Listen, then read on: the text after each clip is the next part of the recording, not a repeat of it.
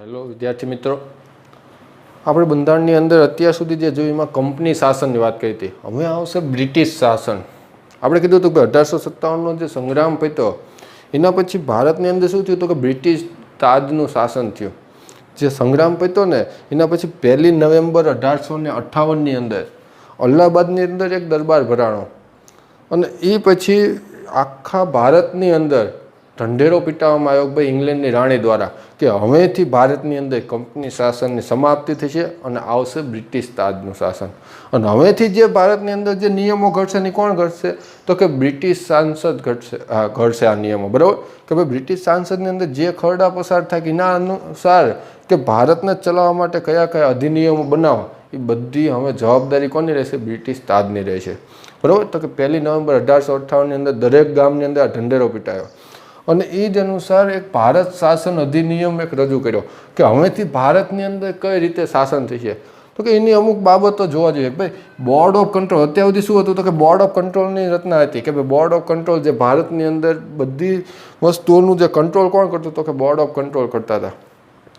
હવે એના સ્થાને શું કર્યું તો કે સેક્રેટરી ઓફ સ્ટેટની નિમણૂક કરવામાં આવી કે ભાઈ સેક્રેટરી સ્ટેટ એટલે કે ભારત સચિવની નિમણૂક કરવામાં આવી કે જે એક ઇંગ્લેન્ડની સંસદનો એક સભ્ય હોય છે કે ભાઈ એ હવેથી જે વાઇસરોયની ઉપર પણ કોણ આવશે તો કે ભારત સચિવ આવશે.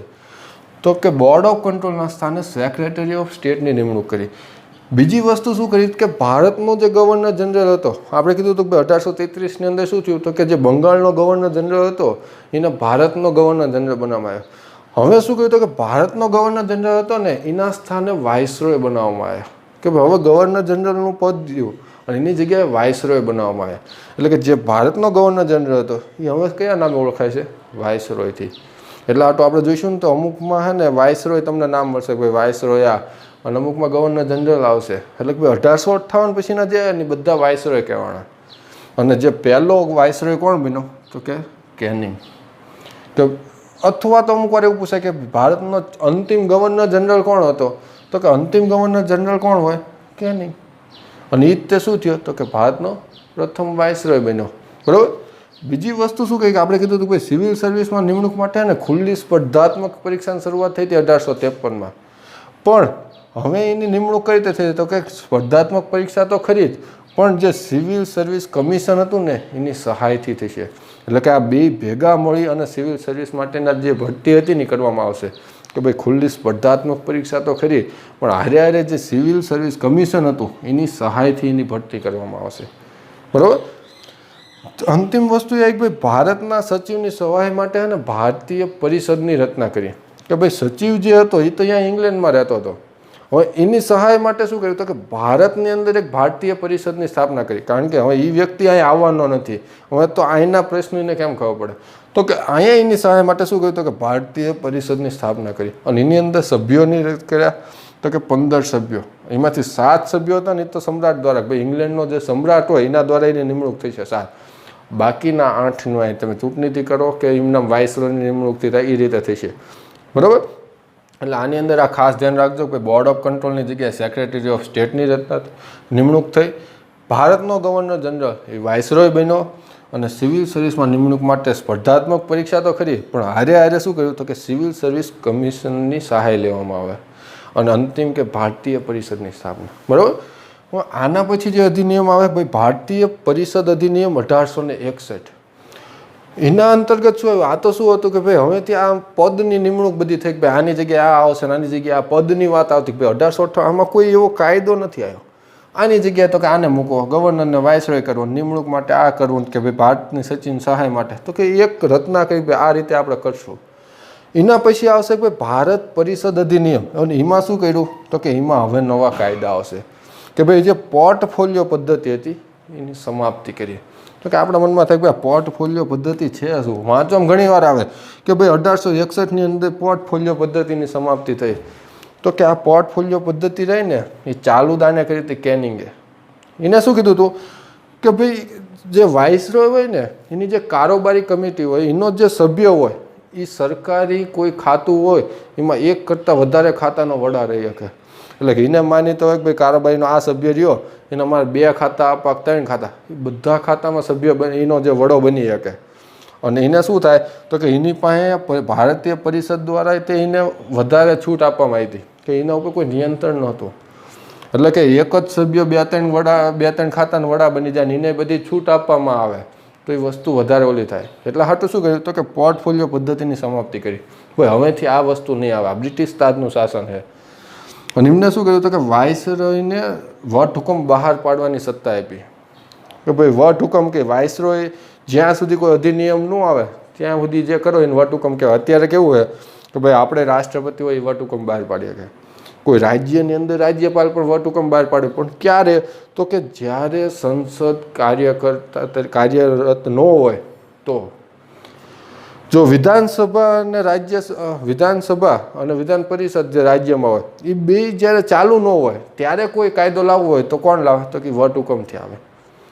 લોકસભા અને રાજ્યસભા જ્યારે ન હોય કાર્ય ત્યારે શું થાય તો કે રાષ્ટ્રપતિ વટહુકમ બહાર પાડીએ કે ભાઈ વડાપ્રધાન સલાહ દે કે ભાઈ આ રીતનું છે તો તમે વટહુકમ બહાર પાડો. એટલે કે વટહુકમની સત્તા આપી, ભાઈ જે મેઇન વ્યક્તિ હોય એને વટહુકમ બહાર પાડવાની સત્તા આપે. એટલે કે વાઇસરોયને તો કોઈ જો કાયદો ન હોય તો એ વટહુકમ બહાર પાડીએ કે ભાઈ આ વસ્તુ તમારે કરવાની છે.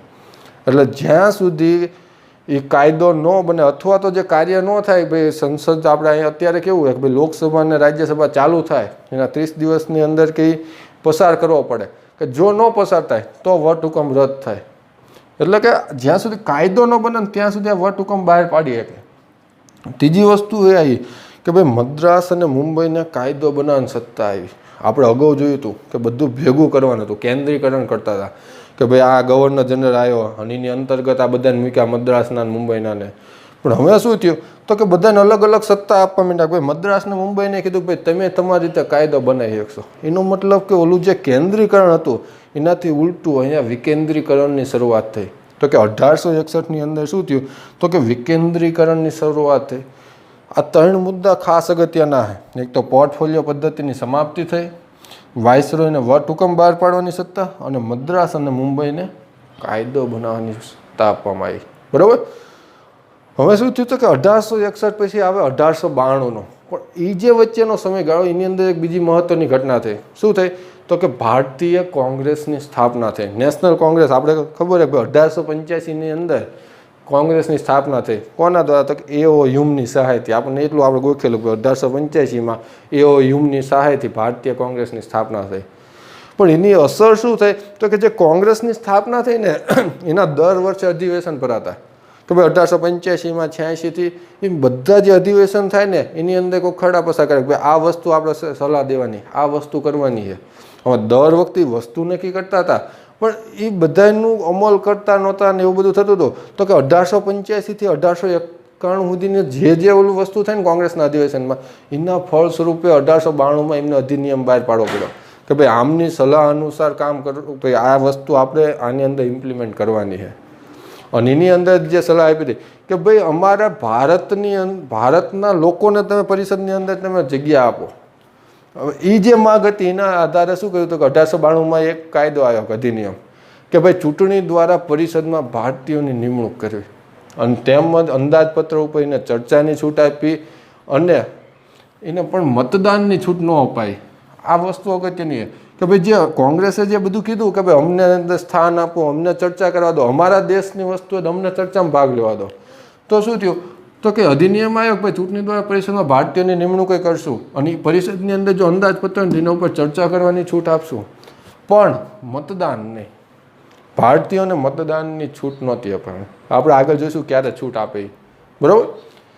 બીજી વસ્તુ શું આવી તો કે વિધાન પરિષદનો વિસ્તાર કે ઓબ્વિયસલી તમને ખબર ભાઈ ભારતીયોની નિમણૂક કરવાની છે તો જે પહેલાંના સભ્યો હતો એમાં શું થયો તો કે એનો વિસ્તાર કર્યો. ભાઈ સંખ્યા વધારી એનો વિસ્તાર કરવામાં આવ્યો અને એને વધુ શક્તિશાળી બનાવવામાં આવી કે ભાઈ અમે એને પાસે થોડાક વધારે તાકાત આપી ભાઈ તમે આ વસ્તુ પર પણ કાયદો કરી શકશો, તમે આ કામ કરી શકશો.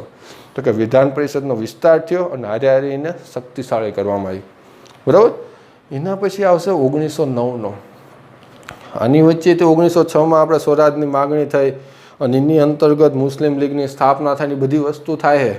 પણ એના લીધે થાય છે શું તો કે ભારતીય પરિષદ અધિનિયમ 1909 આવ્યો ને એ વખતે આપણો વાઇસરોય હતો મેન્ટો. આ જે મોર્લે રહ્યો ને એ કોણ હતા તો કે ભારતીય સચિવ હતા. મોર્લે અને જે મેન્ટો રહ્યા એ કોણ હતો તો કે વાઇસરોય હતા, બરાબર. તો કે આ જે મોર્લે હતા એ ભારતીય સચિવ હતા અને વાઇસરોય હતા મેન્ટો. એટલે કે આ બેના અંતર્ગત જે કાયદો આવ્યો એને શું કીધું તો કે મોર્લે મિન્ટો કીધું, બરાબર.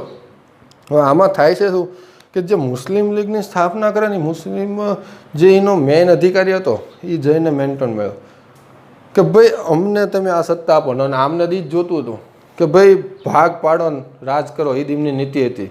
એટલે એમને શું કર્યું ખારું તમને અમે મતદાનની અંદર અલગ આપશું કે ભાઈ મતદાનની અંદર આપણે જોઈશું કે ભાઈ ચૂંટણીમાં મુસ્લિમોને અલગ પ્રતિનિધિત્વ આપ્યું. એટલે એમને શું કામ હતું કે ભાઈ બજાડી મારો, બીજો કોઈ ધંધો જ નહોતો. એટલે શું કર્યું કે ભાઈ મુસ્લિમોને અલગ પ્રતિનિધિત્વ આપી દીધું કે ભાઈ આટલી સીટ ઉપર ખાલી મુસ્લિમોને જ તે ઊભું રહેવાનું અને એમનું જે પ્રતિનિધિ ઊભા હોય ને અને એ વિસ્તારની અંદર મતદાન તો કે મતદાન એ ખાલી મુસ્લિમ જ કરવાનું, બીજા કોઈ મતદાન એ નહીં કરવાનું. બીજા કોઈ કરે તોય કદાચ કોઈક બીજો જીતે, પણ આ રીતનું એમને વ્યવસ્થા કરી ભાઈ મુસ્લિમોને જ અલગ પ્રતિનિધિત્વ આપ્યું અને એની અંદર જે સભ્યો હોય ને ચૂંટણીમાં જે મતદાન કરતા સભ્યો હોય ને એમાં ખાલી મુસ્લિમોને જ રાખ્યા.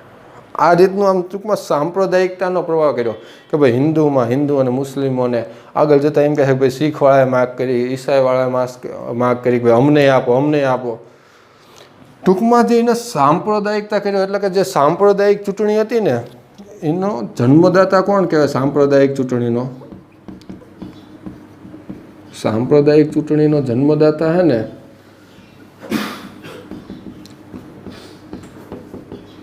તરીકે હે ને મેન્ટોન ગણવામાં આવે છે. આ પ્રશ્ન પૂછાય કે ભાઈ સાંપ્રદાયિક ચૂંટણીનો જન્મદાતા કોણ કહેવાય? તો કે મેન્ટોએ ભાઈ એને જ આજ શરૂઆત કરી ભાઈ મુસ્લિમો નામ કરો, શીખો નામ કરો, આ બધી વસ્તુ એને કરી એટલે એને શું કર્યું? એને જન્મદાતા ગણવામાં આવ્યો, બરાબર. બીજી વસ્તુ એને એમ કરી કે ભાઈ ચૂંટણીમાં જે મતદાર માટે જે સભ્યો હતા એને હે ને કે ભાઈ આ કઈ રીતે નિમવા, તો એના માટે એની આવક જોઈ, સંપત્તિ જોઈ અને ત્રીજી વસ્તુ છે કે ભાઈ શૈક્ષણિક લાયકાત. આ ત્રણેયના બેઝ ઉપર મતદાન માટેના સભ્યોની નિમણૂક કરી. ભાઈ આ સભ્યો મતદાન કરી શકશે એના માટેના જે કહેવાય કે ભાઈ આવક જોવે, સંપત્તિ, આ ત્રણેય વસ્તુને જોવામાં આવતી હતી, બરાબર. બીજી વસ્તુ આ એક ભાઈ ગવર્નર જનરલની જે કારોબારી હતી ને એની અંદર એક ભારતીયની નિમણૂક કરી.